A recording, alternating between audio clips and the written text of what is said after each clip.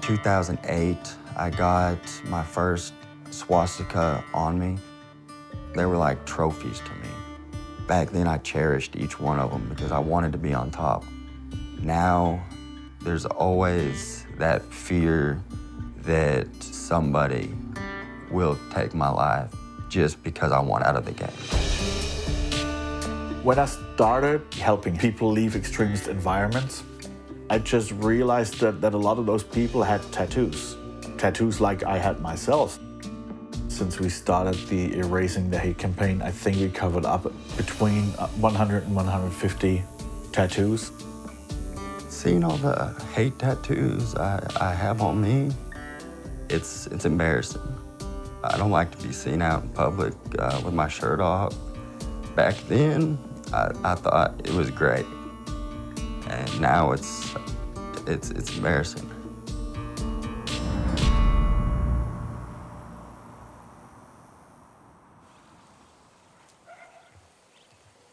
I drove 5 hours from Arkansas to come here today. We're going to be removing or covering up a Hitler portrait that I have on my chest. It's going to be amazing just to have that removed, just to feel the relief of another hate tattoo gone off my body. This was me at age 13 when I got diagnosed with leukemia after I started having my treatments. I spent 3 years at St. Jude's Hospital, and after that, I always felt like I missed out on a childhood, and I always felt like I wanted to be accepted. And when I left St. Jude's Hospital, I started hanging out with the wrong crowd that was doing drugs and partying. When I was 17 years old, me and a bunch of my friends got addicted to methamphetamines. I did 10 years my first time in prison for conspiracy to commit aggravated robbery. And when I got into prison, I remember walking in and getting jumped on by a bunch of Crips and Bloods. And the only people that stood beside me to fight was the skinheads. As soon as I joined this family, everything went away. There was no more having to fight every day, and I wanted to prove myself. It didn't matter what it was. If there was something that needed to be done, I would volunteer for it, just to try to make a name for myself. I wanted everyone to be scared of me. The very first hate symbol I got was my patch and my pyramid on my side with the 2 swastikas and bolts to show that I put in work and that I was now an official war skinhead. I was trying to show, any of the Jews, any of the blacks, that war is gonna take over. We're gonna end up running this world. We're gonna make it a white world again. Prison made me hate a lot, and it turned me into a different person. This was me and my son. I had just got out of prison, grew my beard out real long. It's nothing like holding my son and being able to hold him and tell him how much I loved him and missed him. This is the change that I've wanted. I'm working on getting all of my tattoos covered up and living life for my family this time, and not, for what I called my bros at the time that were never really been there for me. I see that now. All they wanted to do was use me to do their dirty work, to push drugs. And last time I was in prison, my sister was online doing some research to try to get me some help, to try to get me out of this prison gang. And she ran across the Erase the Hate campaign and got me involved talking with TM. I grew up in a very small town in southern Germany. This photo was when I was a skinhead. I just came back from college and lived with my mother for a couple months. And I was pretty integrated in the skinhead movement and neo-Nazi movement at that time. And that was 1998 when I joined the first KKK group, but you can actually see the tattoo on my hands. That was the boots I had there. Even though I've seen those photos many times, it's still flashbacks. And sometimes I can't even believe that that's me on those photos. But I think it's important for everybody who has been in an extremist group once. I think it's very important that they're not in disbelief. They should actually look at those photos, be aware, and use it for something good. So, my name is Tim Garrett. I'm a human rights activist and the founder and director of a non-profit organization called Change that is based in the Memphis metro area. We help people leave extremist environments, such hate groups, but also gangs. We use different methods to help them. One of these methods is, for example, the Erasing the Hate campaign, where we teamed up with tattoo parlors all across the country, covering up tattoos for free, just to give them a second chance and with no judgment, just to help them out. Hey, man. Hey, man, how are you? Come on. Come on, let's get in the car. It's cold. It's cold. Way too cold for Memphis. Other parts of my exit program is community work. I have created so-called safe havens where I can take a former extremist and have them meet with a minority. So, I'm not sure if I told you about Ray. Yes. Ray was one of the first people who actually got a cover-up at Six Side Tattoos when we founded the campaign. That's awesome. And he was a member of a black gang, Right. like years and years ago. And now he's a pastor. He's got his own church, and we met through the campaign. Hey, how you doing, sir? Doing awesome. How are you? I'm Romey. Romey. Good to meet you, Romey. Nice to meet you, man. Good. So TM was telling me, man, that you changed your mind and your heart on some things. Yeah, just when I went to prison, it seemed like, you know, I was looking for that family, that group of guys to be accepted at, you know, and the hate, it just starts becoming an everyday experience, you know, and it becomes normal, you know. I realized that's not the life. This is not how I was raised. It's not. Yeah. When I told the Aryans I wanted out, they beat me with locks and they broke my eye sockets, my jaw, my nose, and all of the Bloods in the barracks beat every Aryan out of the barracks when I got jumped on because they felt it was wrong, you know. You said the Bloods, the gang Bloods? Yeah. They're like, look, you've been beat so many times. I'm tired of this. This doesn't happen anymore. So you decided to get out of it in prison? Yes, Okay. while I was in prison. I would like you to maybe, if you're comfortable with that, show him some of your tattoos. Yes. You want to see? Want to take a look at Yeah, it? that's cool.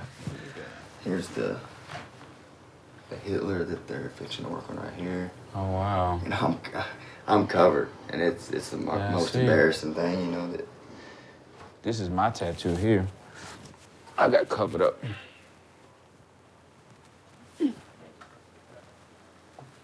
So on the cross here, you see a bandana hanging on it? Yeah. That's where I hung the lifestyle that I live. Yeah, right there. So, but awesome. It was my name with a bunch of 5-point stars and all of that. So, so I just kind of wanted to blend it all in. He added that, but I'm gonna go back because I'm gonna fill all this up. Yeah, to that right there. But one question I gotta ask you though: what was the turning point? Why you say this is it? I lost everything. I felt, you know, when I knew I wasn't going to see my kids no more, when I knew that all I had left was nothing but hate. I never put my family first. And I always remember my wife would argue and I'd tell her, well, it's a damn shame, you know, my bros respect me more than my family does. And this last time when she told me, you know, she said, well, go where you deserve and get the respect you deserve then. And then she filed for divorce, and I started thinking, I'm like, you know, these guys really aren't my family. That was my family. You know, they were the one that was always there for me. You know, no one else has been there for me. I remember sitting in county jail and thinking about never seeing my kids again, never gonna see my wife again, because I gave everything to my brothers at the time. I remember being scared just to come out of my cell and tell them, you know, that I was done. And they pretty much said, no, it's blood in or blood out. They stabbed me several times, tried to slice off my patches on my side, all my tattoos, slit my wrists. So, you know, this life isn't what they tell you it's about. And once you realize that and you want out, there's no turning back. Even though I knew that I could be dead, I just knew at the time that it was the right thing to do. I just gave up a lot for my kids, you know. The years that I missed out on my kid's life, it just hurts inside.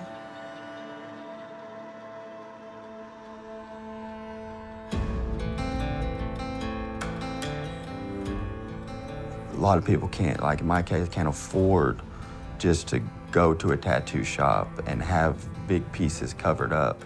There's a tattoo shop here, Six Side Tattoo, that volunteers their work to help ex-gang members cover up their tattoos. Unbutton that, let me see that a little bit. All right. So we got a lot there. Yeah.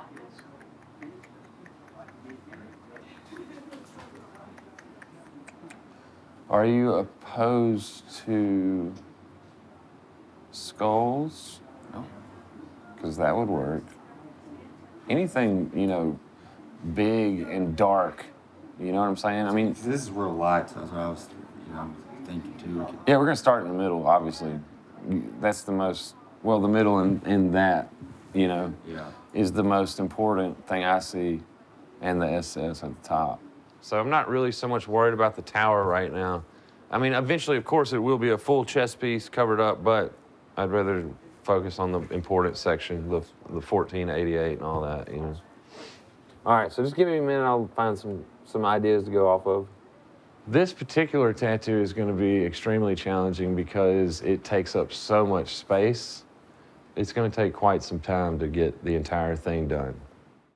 So this is an idea that I got off the computer, obviously, but we're not gonna copy this exactly. I'm gonna do my own thing and make it custom. So what we're gonna do is we're gonna take this skull here and we're gonna put it over the Hitler here in the middle. So it's gonna be dead center, the centerpiece. It's gonna be the start to a giant chest piece.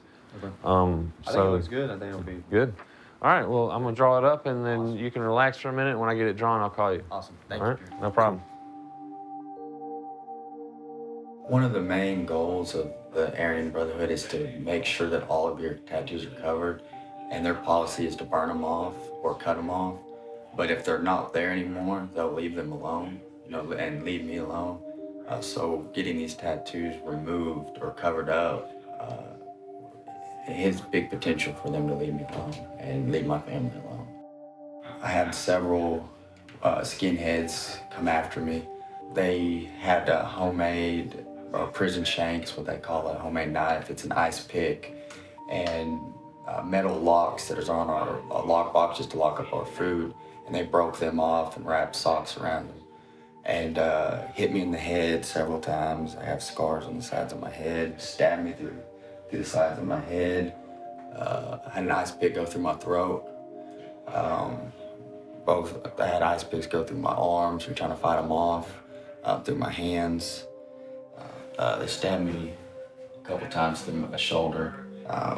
When I woke up, they were sitting on top of me with razor blades, trying to slice off my rank badge. But this is what happens, when they decide that they don't want you to be in their gang, or if you decide you want out of a gang now. What we're gonna do now is we're gonna shave your chest. It's like he's waving goodbye to me. How long has he been there? 12 years now. 12? 12 years. Wow. So, like I was telling somebody earlier, one of the good things about this is when you're done with all this, you'll be able to go to a swimming pool. You'll be able to go to a cookout or whatever, go to the beach, take your shirt off, you don't have to worry about nothing. Now it's like, I want to hide under a shell. Right. So what we're doing today, this is like, it's not only a new cool tattoo, it's a lot of relief as well. Yes. That's pretty cool. Tim, will you give me a hand, please? All right, go ahead and get comfortable. So at first, it's gonna, I mean, honestly, I'm not gonna lie, it's gonna look like a big black blob until I start cutting in and doing detail, you know what I mean?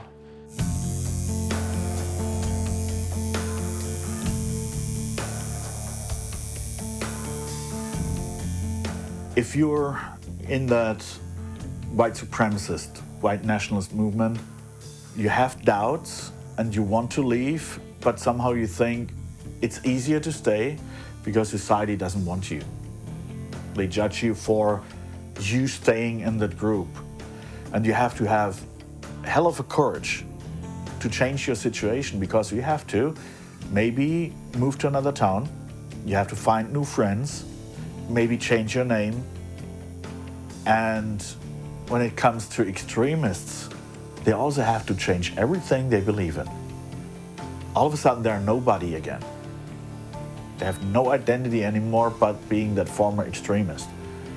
And it takes a lot of courage to do that.